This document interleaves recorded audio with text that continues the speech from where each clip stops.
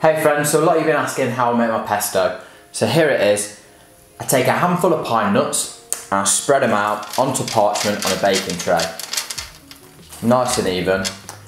Get your oven preheated to 180 degrees and then we're going to pop these in for about 1 minute. You just want them really, really lightly toasted.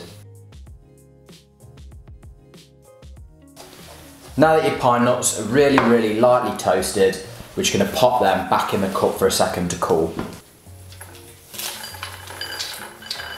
Next, you want to take a big bunch of fresh basil, like so. And all we're going to do is just roughly chop it, because you're going to blend it up in just a second, and then we're just going to pop it into a blender.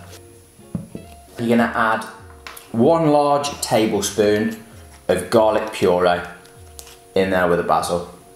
Beautiful.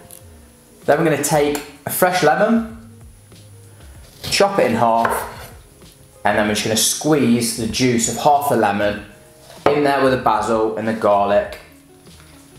Get all that juice in there. Make sure you squeeze it through your fingers and catch any seeds. You don't want them to go into your pesto, because that's going to make it really, really bitter and you're going to get little gritty bits in there and it's going to be no good. So traditional pesto contains parmesan. As a vegan, I don't eat parmesan, and this is a vegan recipe.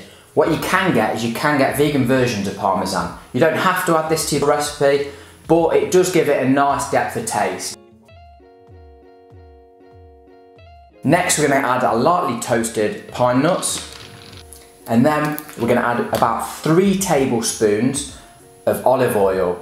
Now you can use extra virgin olive oil, or today I'm using a basil infused olive oil from Filippo Berio. Just going to pop the top onto this and we're going to blend this up until it makes a nice smooth pesto. It's going to be absolutely beautiful.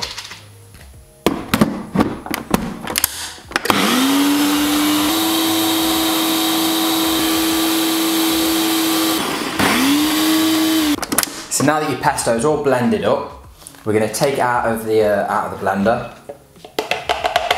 making sure we get every little bit. Beautiful and creamy. Absolutely fantastic consistency.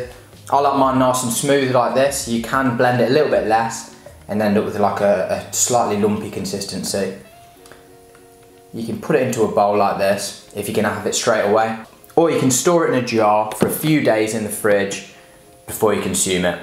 So this is a beautiful, smooth vegan pesto that's enjoyable with so many things. You can have it with bruschetta, on your pasta, on gnocchi. It's absolutely beautiful. A few things you can do to mix it up. You can not roast your pine nuts and not add the parmesan and make it a nice raw recipe. Absolutely fantastic on things like zucchini noodles.